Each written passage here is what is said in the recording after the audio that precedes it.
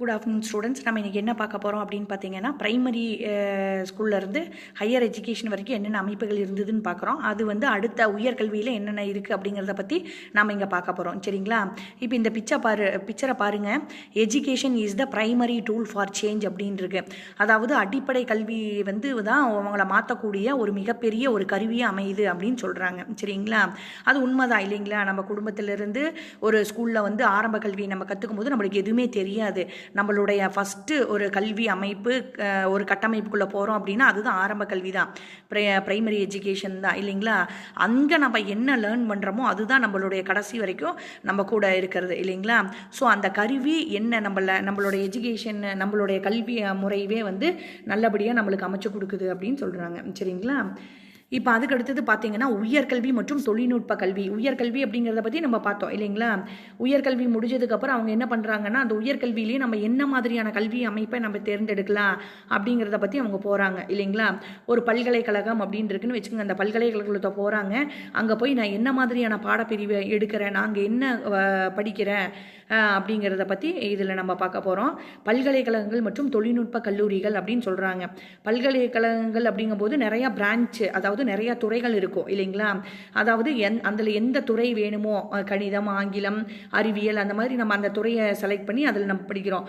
அது கூட இன்னொன்று அப்படின்னு பார்த்தீங்கன்னா தொழில்நுட்பம் சார்ந்த கல்லூரிகளும் நிறையா இருக்குது இல்லைங்களா? அந்த தொழில்நுட்பம் சார்ந்த கல்லூரிகள் வந்து நம்மளுக்கு என்னென்ன சொல்லிக் கொடுக்குது, அதாவது இது ஃபார் எக்ஸாம்பிள் என்ன சொல்லலாம் அப்படின்னு பார்த்தீங்கன்னா காந்தியடிகளினுடைய அடிப்படை ஆதார கல்வி அப்படின்னு சொல்கிறாங்கல்ல. அப்போவே அவர் என்ன சொல்லியிருக்காங்க அப்படின்னு பார்த்தீங்கன்னா, கல்வி படித்தா மட்டும் பத்தாது, நம்மளுடைய கல்வி முறையில் என்ன மாதிரியான கல்வி முறை இருக்கணும் அப்படின்னு பார்த்தீங்கன்னா தொழில் சார்ந்த கல்வி முறை வந்து இருக்கணும் அப்படின்னு சொன்னாங்க. எதுக்காக அப்படி சொன்னார்? ஒருத்தன் படித்து முடித்த உடனே அவன் வந்து பெருசாக போய் சொசைட்டியில் வந்து அவனால் சர்வே பண்ண முடியாது.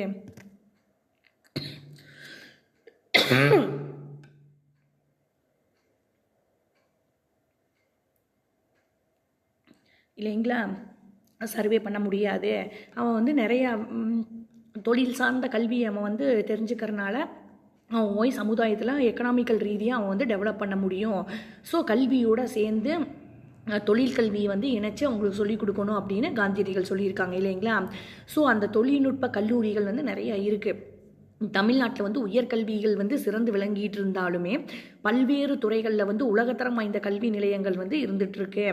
அதில் தொழில்நுட்பம் சார்ந்த கல்லூரிகள் எதுன்னு சேர்ந்து படித்தா அவங்களுடைய வாழ்வாதாரங்கள் சிறந்த முறையில் அமையும் அப்படின்னு சொல்கிறாங்க. சரிங்களா?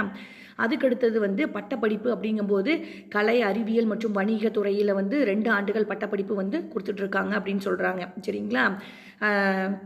தொழில்நுட்ப படிப்புகள் அப்படின்னு பார்க்கும்போது தொழில் சார்ந்த கல்வி படிப்புகள் என்னென்ன அப்படின்னு பார்த்தீங்கன்னா இது வந்து எத்தனை ஆண்டுகள் அங்கே வந்து படிக்கிறாங்க அப்படின்னு பார்த்தீங்கன்னா 4 இயர்ஸ் அல்லது 5 இயர்ஸ், 4 ஆண்டுகள் மற்றும் 5 ஆண்டுகள், இந்த 2 அந்த நீங்கள் எடுக்கக்கூடிய துறையை சார்ந்து உங்களுடைய கல்வி அமைப்பு வந்து மாறும் அப்படின்னு சொல்கிறாங்க. சரிங்களா? இங்கே வந்து என்ன மாதிரியான தொழில்நுட்ப படிப்புகள் சொல்லி தந்துட்டு இருக்காங்க அப்படின்னு பார்த்தீங்கன்னா இயந்திரவியல், மருத்துவம், பொறியியல், சரிங்களா? இந்த மாதிரியான கல்வி முறைகளில் வந்து இங்கே வந்து சொல்லி கூட்டிருக்காங்க. இது வந்து நீங்கள் தேர்ந்தெடுக்கக்கூடிய பாடப்பிரிவுகளை சார்ந்து 4 ஆண்டுகள் 5 ஆண்டுகள் அப்படிங்கிறது வந்து நிர்ணயிக்கப்படுது அப்படின்னு சொல்கிறாங்க. சரிங்களா?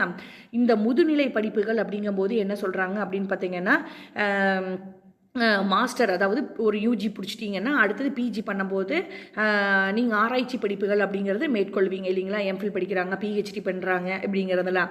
இது வந்து கால நிர்ணயங்கள் அப்படிங்கிறது வந்து பார்த்திங்கன்னா பீரியடு, அந்த ஒவ்வொரு இந்த பீரியட் முடிச்சுட்டு, அதாவது இந்த துறையில் இந்த டிகிரி முடிச்சிருக்கீங்களா, நீங்கள் வந்து ஆராய்ச்சி படிப்புக்கு போகணுன்னா இந்த ஒரு 2 வருஷம் 3 வருஷம் பண்ணால் போதும், இல்லை நீங்கள் பிஜி டிகிரி முடிக்கலீங்கன்னா நீங்கள் வந்து 5 ஆண்டுகள் படிக்கணும், அந்த மாதிரியான கால அட்டவணை வந்து பிரிச்சிருக்காங்க. அதுக்கு தகுந்தாப்புல நம்ம வந்து முதுநிலை படிப்புகள் வந்து நம்ம படிச்சுக்கலாம் அப்படின்னு சொல்கிறாங்க.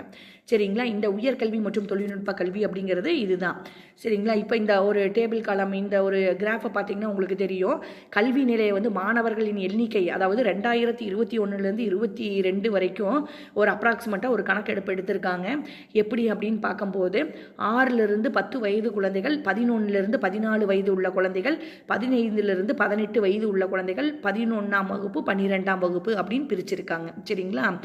இந்த 2021லேருந்து 2022 வரைக்கும் இருக்கக்கூடிய புள்ளி விவரங்கள் படி தமிழ்நாட்டில் வந்து கல்வி நிலையங்கள் வந்து உள்ள மாணவர்கள் வந்து எண்ணிக்கை வந்து எப்படி இருக்குது அப்படின்னு பார்த்தீங்கன்னா, ஆரம்ப கல்வி வந்து அதிக எண்ணிக்கையில் வந்து மாணவர்கள் பயின்றிருக்காங்க அப்படிங்கிற ஒரு கிராஃப் தான் நம்மளுக்கு கிடச்சிருக்கு இல்லைங்களா?